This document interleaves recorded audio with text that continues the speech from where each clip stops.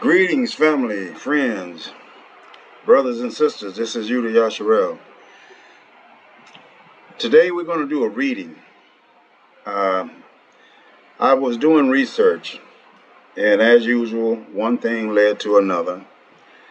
But the question came to my mind,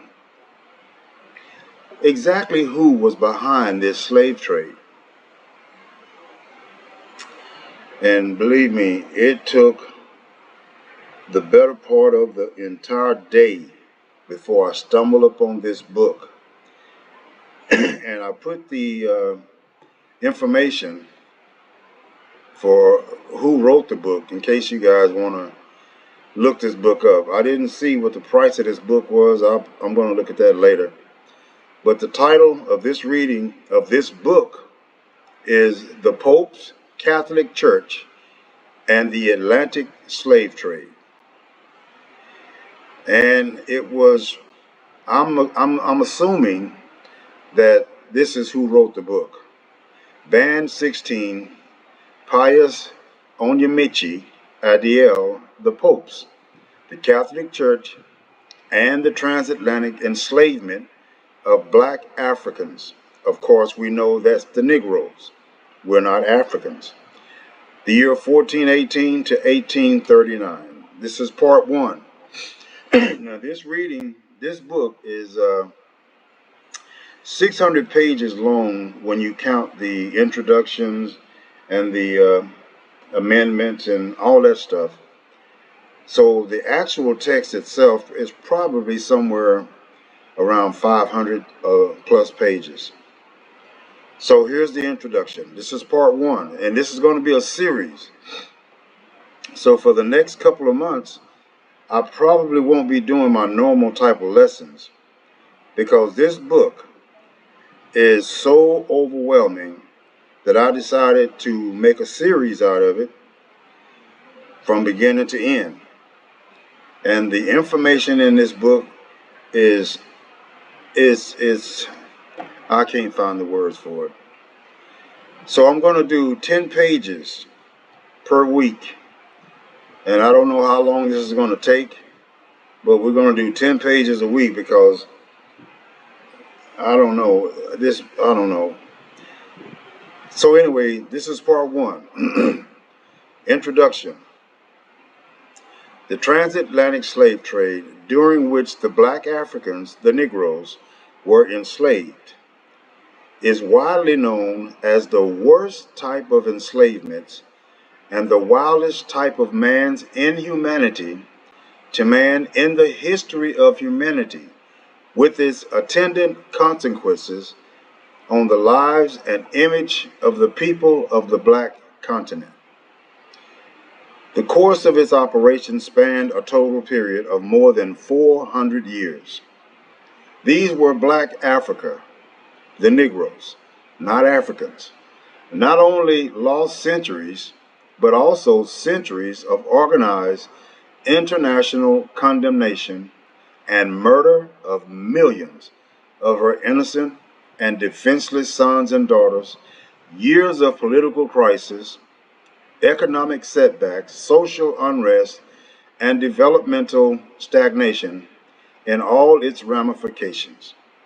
These were years when the Requiem for Black Africa was not only composed by the church and her Catholic kings, the so-called athletes of Christ, especially the kings of Portugal and Spain, but also they were years when the said Requiem was sung to the hearing of the whole world by the Christian slave merchants and their home governments in both Europe and America.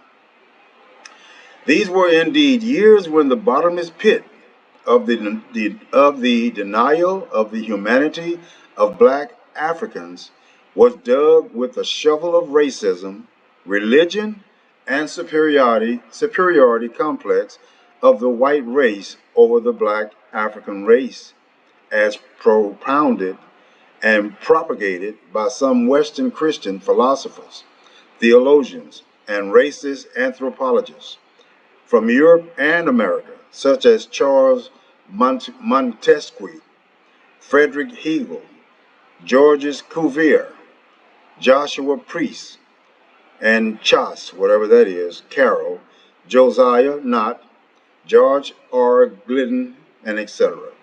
Little wonder, then, did the Nigerian-born Theophilus Okiri, professor and director of Whelan Research Academy in Owerri, Nigeria, describe these years as 400 years of European Christian cruelty, of papally and theologically sanctioned inhumanity that afflicted on Africa a loss in men, in happiness, freedom, and dignity. True enough, the transatlantic slave trade was not the only slavery that existed in the history of man's inhumanity to man. The knowledge of the history of slavery has been able to reveal that there were other enslavements in the history. The term athletes of Christ is a recurrent phrase used by Pope Nicholas V in Romanus Pontifex of 1454 to address the King Alfonso V and Prince Henry, the navigator of Portugal, while issuing to them the apostolic authority contained in the two bulls with which he called the Atlantic enslavement of black Africans into being. Okayuri unpublished lectures, Introduction of Humanity, such as the enslavement of the Jewish people by the Egyptians, the Indians of the West Indies by the Spanish Christians, the ancient Athenian and Roman slavery of people of other races, as well as the unfortunate Arab enslavement of North and Sub-Saharan Africans. But the transatlantic slave trade is different from all of these. Its history has indeed made it to be unique in itself. Unique in the sense that skin color was a great factor to reckon with in determining who was to be a slave of this trade. This fact alone reveals the racial character and cruelty of this slave trade. It was the only slave trade in human history that made the black man its only victim and reduced him to a chattel, like cattle. It was the only slave trade that carried its victims in ships of different sizes and shapes, bearing the name of Virgin Mary, Jesus Christ, Saint Thomas, Saint George, and other saints of the Holy Roman Catholic Church. Its uniqueness lies once more not only in the cruelty of its perpetrators, but also in the magnitude and intensity of its execution. Expressing the cruelty of this trade, T. Okiri said in a very lamenting tone, "Never before, nor since, has there been a commercial traffic in human beings of that magnitude, intensity, and duration, involving such distances between 4 continents and lasting over 400 years. Never did commerce ever involve so much contempt, so much cruelty, and so much inhumanity tolerated or even supported by some of the highest moral minds and authorities, championed by the most Catholic countries of Europe."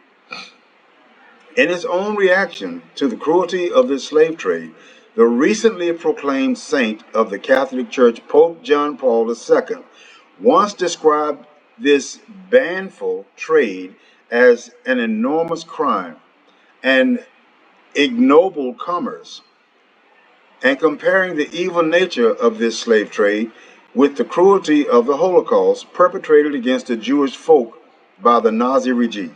The German-born sociologist and economist Alexander Rustow, between 1885 and 1963, described this trade as follows. It is by difference the most cruel and bloodiest chapter of documented events in the history of the world before 1933. This most cruel and bloodiest crime is the first ever recorded injustice which the black African, the Negroes, and her sons and daughters suffered from the hands, y'all get this, of the leadership of the Catholic Church. So that's who was behind the slave trade. Many of us never ask the question. We just assume that the Arabs and the Portuguese and Spain, they just decided one day to let's just start taking slaves from Africa. The whole time it was the Pope who gave the orders to do this. To talk about it today is to talk about the very landmark of the tragic and regrettable event in the history of the black man on earth. It is to talk about the forceful deportation of millions of black Africans in an inhumane and degrading manner in ships of human cargoes of all three hue, the slave trade. In his book, it's on page 305. Okiri, Unpublished Lectures, Pope John Paul II, homily delivered on the islands of Goree, Senegal, February 22nd, 1992. In Panzer, The Popes and Slavery, page 119. C.F. Clarke, Columbus and African Holocaust, page 20. Rousseau, Ortbestimmung der Gegenwart, volume 2, page 313, C.F. Hertling, Christentum und Mission. Now, I put these here because I want y'all to have references. Now, these are most likely books. And I just wanted to put a list of these books up here so you guys could further research on your own and see what you come up with. I'm sure there's a lot more to this. And this book is probably very expensive. And it's not put on the market in such a way that it's easily found. It took me all day to find this. Anyway, these are all the names, and I'm supposing these are the names of the books. Agitating issue and goal of this work, three sizes and lengths across the dangerous Atlantic Ocean and a journey of no return to the so-called New World discovered by Christopher Columbus in 1492. Millions of these innocent poor victims of this slave trade died while crossing the Atlantic waters. Those of them who landed safely to their land of perpetual enslavement were reduced to chattels and forced by their fellow human beings to work under very excruciating and unbearable inhuman conditions, never seen before in the history of human labor and commerce, and were worked to death in their millions just for the economic advantage of their white slave owners. Unfortunately, indeed, the perpetrators and masterminds of this cruelty and Holocaust against the black Africans were not just the white planters and settlers of the Caribbean and North American islands in the New World, but mainly the Catholic kings and princes of both Spain and Portugal, as well as the governments of other major European enslaving Christian nations. That should make anybody calling himself a Christian want to resign. European enslaving Christian nations such as Great Britain, France, Holland, Sweden, Denmark, etc. Also in recent times, renewed interest in this area of study has revealed that the most respectable and holy office of the church and the highest moral authority in Christian living the world over. The popes did not only join in the bandwagon of those who masterminded this cruel act against the black African race, but also blessed, gave approval to it, and effected the actualization of this enslavement through the Catholic kings of both Spain and Portugal, respectively. Today, this kind of revelation found expression here and there on the pages of some historical books and magazines. For instance, in the April 2000 edition of the New African magazine, which carried the reports of an alleged church involvement in the transatlantic slave trade. This magazine stated as follows: it is instructive that the earliest European slavers of Africa, the Portuguese and Spanish, sought and got the blessing of the Pope in 1455. So you see, they went to the Pope and said, "Can we do this? Do we have your blessing?" And the Pope says, "Yes, go get them." Following the views of the publishers of this magazine, Okiri asserted that the church supported the slave trade and gave her blessings to the evil of this long duration of black African enslavement. This position is brought to limelight when he said, although these 400 years impoverished Africa to enrich Europe, they also have inflicted on Europe and Christianity guilt and shame eternal. So much for the role of the church and churchmen in initiating, encouraging, and blessing the first major injustice that Europe inflicted on Africa. But initiating and blessing this enslavement is not the end of the road in the church's accusation of involvement in this enslavement. Other areas of accusations of involvement of the church and her leadership in the enslavement of black Africans abound. In the first instance, the church has been accused of having profited materially from the blood money accruing Malanda. The Pope loves you. In New African Magazine, April 2000, page 14. Okiri, Unpublished Lectures, Introduction. From this traffic in human beings of black African origin, the Portuguese missionaries, especially the members of the Jesuit order, sent by the church to evangelize the pagan natives of the West African Atlantic, did not only take active part in this slave trade, but also lived from it, gravely profited from it, and depended heavily on it for their sustenance.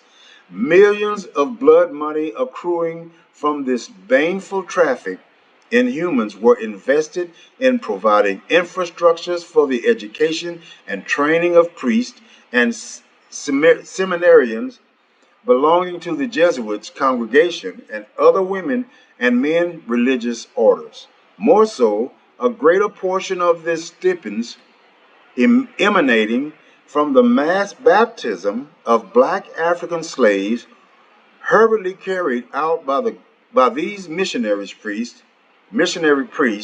before the embarkation of slaves for their journey of no return to the West Indies, was reported to have flown into the coffers of the Catholic Church in both Portugal, Spain, and Rome.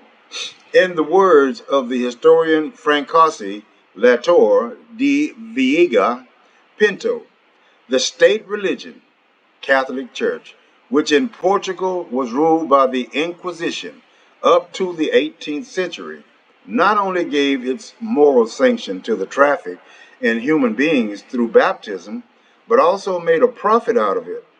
So all this was about money, y'all. They killed, murdered, mangled all these Negroes so they could profit. In other words, they traded the lives of real innocent people for the profit of their nations. Also, the historian Thomas Hugh recorded that the King of Portugal made 2 million reis in 1506 from the slave trade. Now, I don't know what reis is in currency, but obviously it was quite a bit. So the King of Portugal made 2 million reis in 1506 from the slave trade, from taxes and duties paid on each slave. Secondly, the church's attitude of injustice towards the black Africans during the slave trade raises suspicion over her involvement in the enslavement of black Africans. This fact is brought to the limelight in the manner of approach given to the enslavement of the Indians of West Indies, whose enslavement was going on at a time when black African enslavement was being perpetrated by the same European slave merchants and their home governments. Surprisingly, indeed, the Indian enslavement did not last long before it received due attention and condemnation from the popes and the home government of the Spanish slave merchants and conquistadors, owing to that indefatigable efforts of the church through her apostolic writings and office, as well as the determined efforts of her missionaries in the Caribbean islands led by Bishop Bartolome de las Casas. That was in 1484 to 1566. And sometimes called the Apostle and Liberator of the Indians of the West Indies. The enslavement of Indians was denounced and abolished by Pope Paul III. That was in 1468. Pontificate 1534 to 1549 and 1537. And by so doing, the Indians were timely saved from the evil acts of the Christian slave masters from the Catholic nation of Spain. But in the cases of the enslavement of black Africans, a changed attitude was conspicuously noticed. The aforesaid apostle and liberator of the Indians turned a Judas Iscariot and a betrayer of the black Africans overnight by becoming the very one who da Viga Pinto Portuguese participation in the slave trade. The slave trade, page 94 and I guess chapter 1. Agitating issue and goal of this work suggested to the King of Spain and Pope Paul III to replace the Indians in chains of slavery with black Africans. Do y'all see what happened there? They stopped taking the West Indians and replaced them with black so-called Africans, which we know that's the Negroes. The leadership of the church and all the other defenders of the enslaved Indians took a different view and approach together as far as the black Africans were concerned. Their active engagement in the condemnation and liberation of the enslaved Indians turned into a deep, silent, and passivity. The papers and inks from the papal desk and office in Rome used for the liberation of Indians were from their enslavement got dried up. Let me read that again. The papers and inks from the papal desk and office in Rome used for the liberation of Indians from their enslavement got dried up by the wind as soon as it was the turn of the black Africans. Rather than engaging herself in defending the black Africans, the church and her leadership declared them enemies of the Christian faith, against whom wars are to be made, and as those who should be punished with perpetual enslavement. But the agitating questions troubling every mind that reads or hears about this injustice has been, why this glaring injustice against the enslaved black Africans by the Catholic Church and her popes? What led the church and her popes to declare black Africans enemies of the Christian faith, and as those placed under perpetual enslavement? Finding an answer to this mind-boggling question is part of the driving force that motivated this academic study. But that is not all about the motivating force of this academic inquiry. 1.5 centuries had passed since after the transatlantic slave trade ended, and the activities of the Catholic Church throughout the duration of the enslavement have been kept in the dark.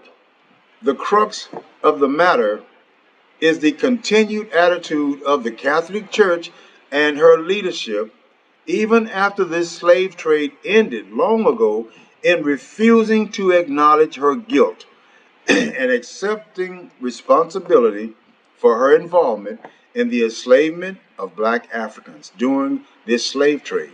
This refusal has led the church's leadership to downplay the gravity of the church complicity in the enslavement of black Africans, thereby initiating and promoting the culture of amnesia and joining the governments of the enslaving nations of Europe and America in spreading widely the propaganda that black Africans themselves are the architects of their enslavement and therefore are to be blamed for the shame and the evil of this slave trade. In other words, they're saying that the slave trade, the Africans or Negroes should blame themselves.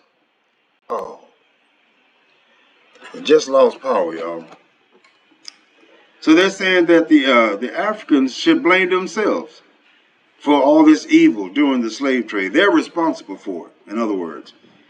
And as a proof of this fact, more than 95% of all the academic inquiries made so far by the Western Christian authors and historians in the history of enslavement of people since after the discovery of the New World focused attention solely on the enslavement of the Indians of the West Indies, but little or no attention has been paid to examine the church's role in the enslavement of black Africans. Those of them who reflected on this subject matter treated it in passing, and some, in their bid to shield the church from culpability and the shame of this baneful traffic in humans, ended up with the two papal bulls of Pope Nicholas V in 1452 and 1454, respectively, described black Africans together with the Saracens as enemies of the faith that should be punished with perpetual enslavement.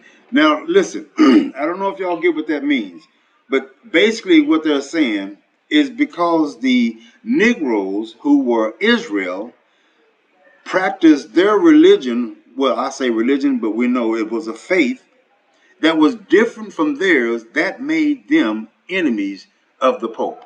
That's what they're saying.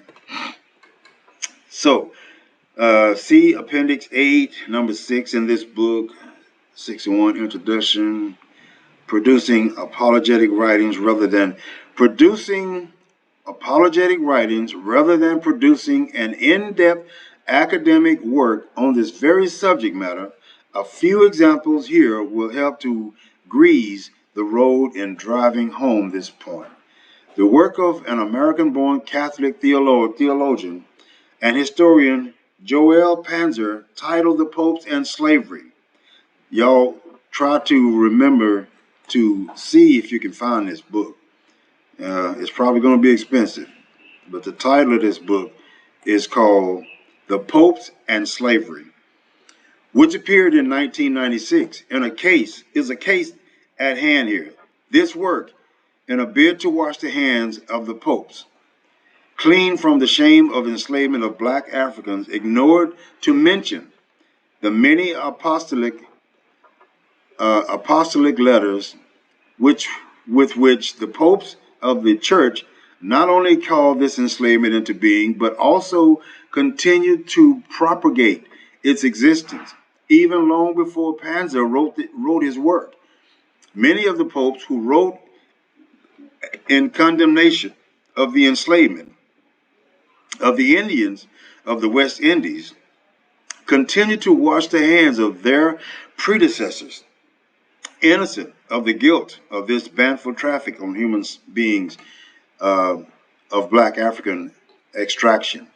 Very astonishing in this attitude is the apostolic writing of Pope Gregory the 16th, which fortunately condemned the enslavement of black Africans with the bull in Supremo Apostolatus of 1839. Before dedicating a few lines of condemnation to the enslavement of black Africans in this bull, the Pope made a list of the papal bulls issued by his predecessors, extolling and condemning and commending their efforts in fighting against enslavement of peoples wherever it existed. And in the process of doing so, he ended up remaining silent and ignored to acknowledge the existence of a good chunk of evidence of an almost 100 years of continued support of this enslavement by his other predecessors, with the help of their papal bulls in initiating, blessing, and supporting the transatlantic slave enslavement of black Africans, all in the name of avoiding the shame of this trade which his predecessors brought to bear on the image of the papal office and that of the entire Catholic Church, even in Latin America, the very land of enslavement of black Africans, as well as the place where the graves of those millions of the enslaved and dehumanized black Africans are still lying till today. This culture of amnesia towards the black African enslavement has been greatly promoted, and the attitude of the church in washing her hands clean of the black African enslavement remain unchanged. While reflecting on the history of the evangelization of this continent, both during the Second and Third General Conference of the Latin American Episcopacy,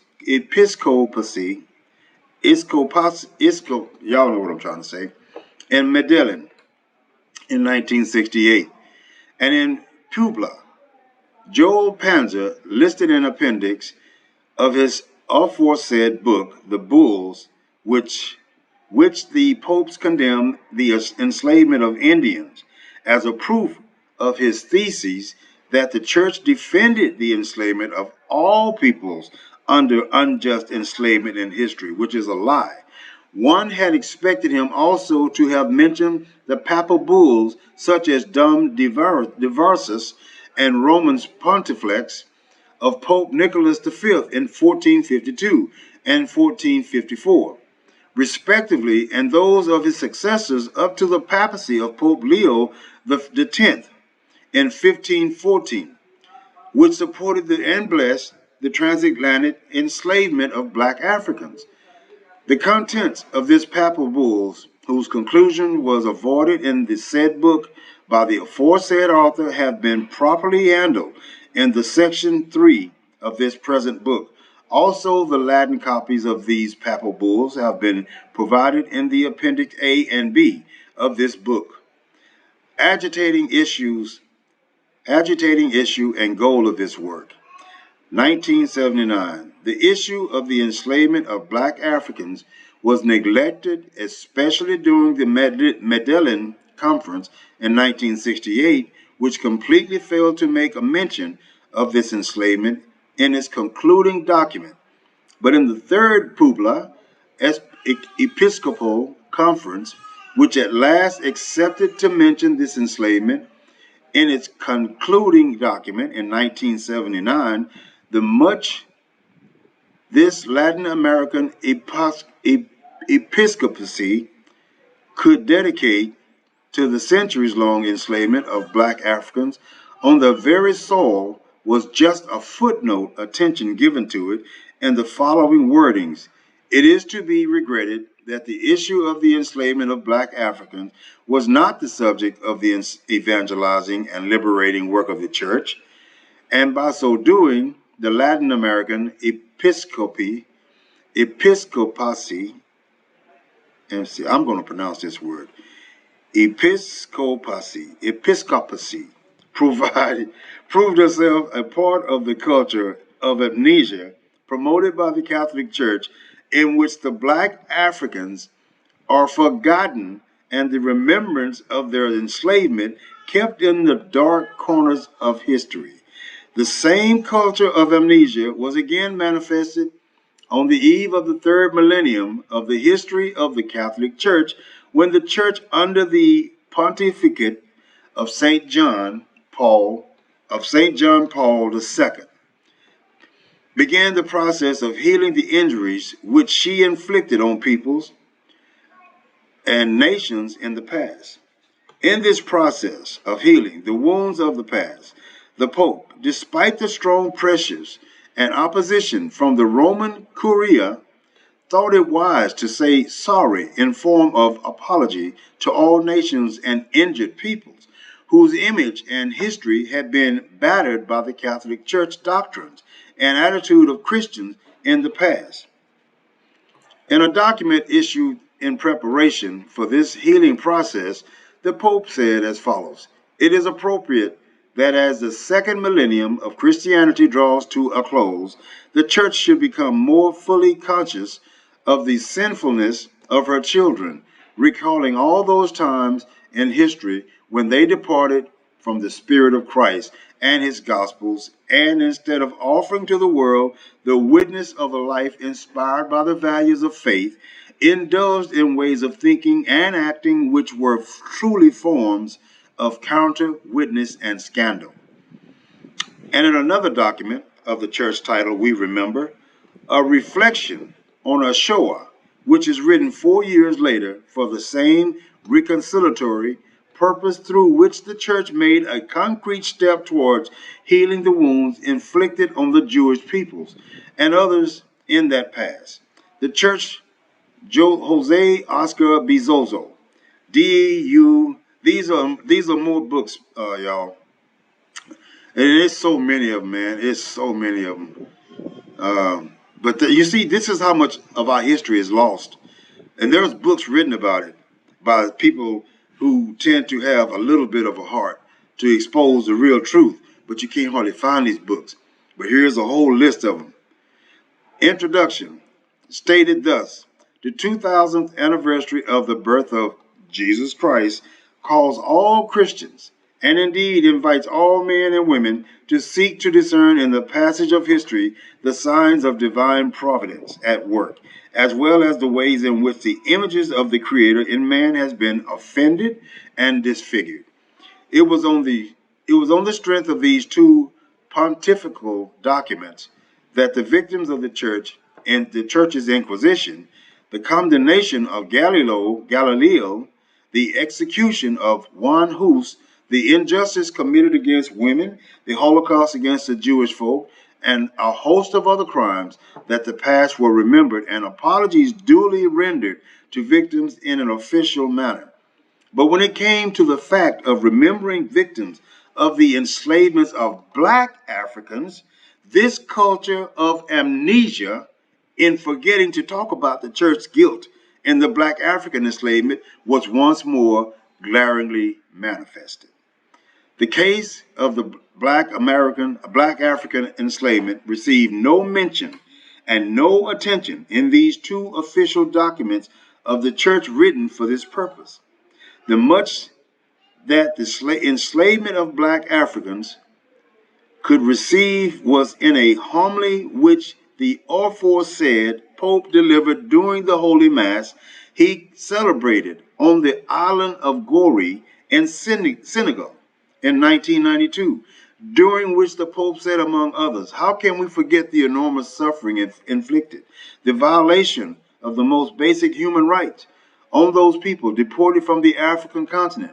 How can we forget the human lives destroyed by the slavery? In all truth and humility, this sin of man against man, this sin of man against God must be confessed." And 6 years later, at the dawn of the new millennium, when the time was ripe for the actual confession of the sins of the children of the church as manifested in the aforesaid documents of the church, the confession of this crime against the black Africans was neatly avoided and ignored. The very Pope whose office wrote these documents forgot so quickly to remember the black African victims of the transatlantic slavery, as well as to include the crime committed against them as a sin of man against God that must be confessed. What an irony and what a great amnesia.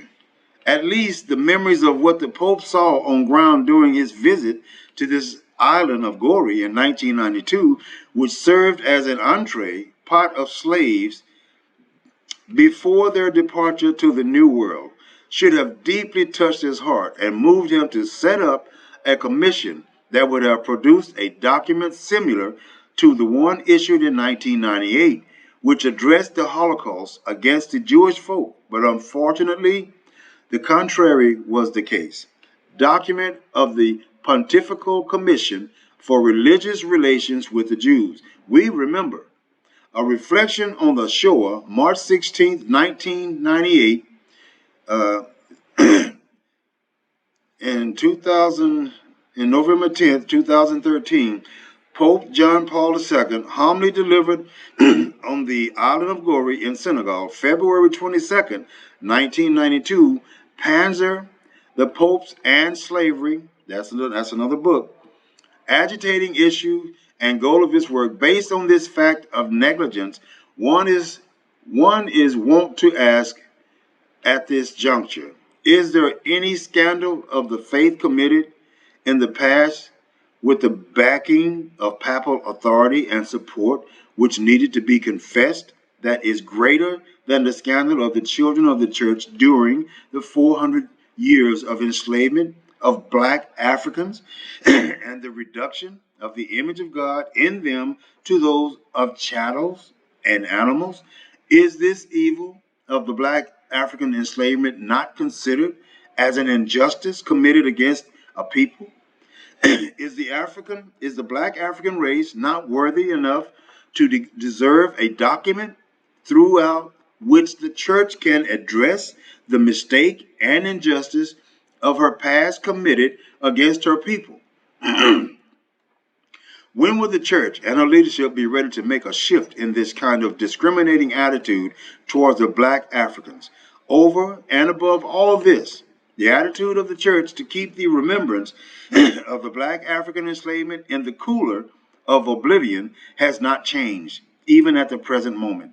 Instead, this attitude continues to be noticed in some of the renowned universities and places of higher learning in Europe. For instance, at an international conference organized by the Center of Global Systems in collaboration with the Intercultural Competence of the Lawyers, Alumni, and the Center for African Affairs of the Julius Maximilian University, Würzburg in Germany, under the theme, Slavery as a Global and Regional Phenomenon, from 27th June to 29th June 2013.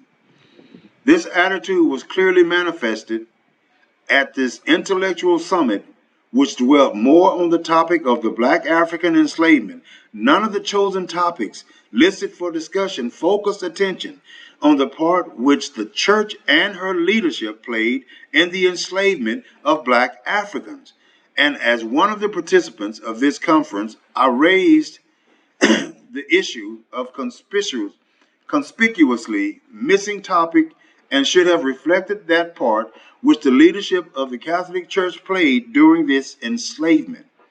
To my greatest surprise, the president of the organizing body of this conference, and as well as a professor of law at this university, gave a reply that beat my imagination by replying to the hearing of all participants that the inclusion of such topics was purposely avoided in order to escape censorship and inquiry from the Catholic authorities and patrons of the aforesaid university. But why should a discussion be classified as taboo and as a no-go area?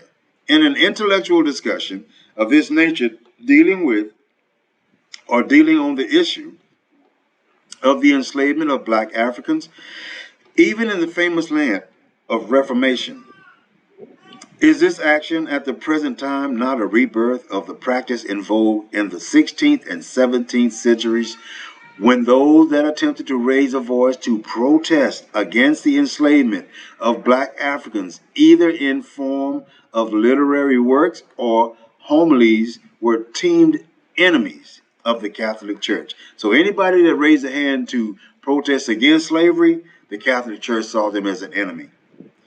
So let's see what's more. Introduction, their works proscribed and condemned to the index of prohibited works in the Vatican's secret archives. How long would it continue to remain in the dark that the Catholic Church and her leadership took active part in the horrendous black African enslavement? And when will a meaningful academic inquiry commence to investigate historically and objectively the part played by the church and her leadership in the theater of this enslavement and the battering of the image of the black African people? It was this sort of mind-boggling questions raised in the face of this kind of attitude of the church and her leadership towards the black African enslavement, as well as the various accusations of her involvement and complicity in the transatlantic enslavement of black Africans, that the difficult task of carrying out an academic inquiry into this area of study has been undertaken in this present work. Many echoes have been raised from different quarters and in scattered tones on the so-called part played by the Catholic Church and her leadership during the slave trade. How true are these suppositions, and to what length and extent did the Catholic Church participate and aided this slave trade during its long duration? The task of establishing the facts and the issues raised above is the very goal and the sole purpose of embarking upon this study, which bears the title, The Pope's Catholic Church and the Transatlantic Enslavement of Black Africans. And that's the book that I'm going to be reading, y'all. This is just these are introductions, but I wanted y'all to hear some of these things that have been openly admitted or discussed. So the choice of this topic for this academic study did not come so easily, based on the fact that the Catholic Church was not the only Christian church that participated in this heinous slave trade that selected only the black man and its victim an object of transactions. Other major denominations of Christianity also actively took part in the transatlantic enslavement of black Africans. This being the case, one might then ask the question, why then this topic? And why does this academic work focus its searchlight of inquiry only on the role of the Catholic Church and her leadership during this enslavement? As important as this very question might appear, it is significant also to note here that this work does not dispute the fact that other major Christian denominations also actively participated in the enslavement of black Africans during the transatlantic slave trade. And who in the world would want to be a Christian after knowing this?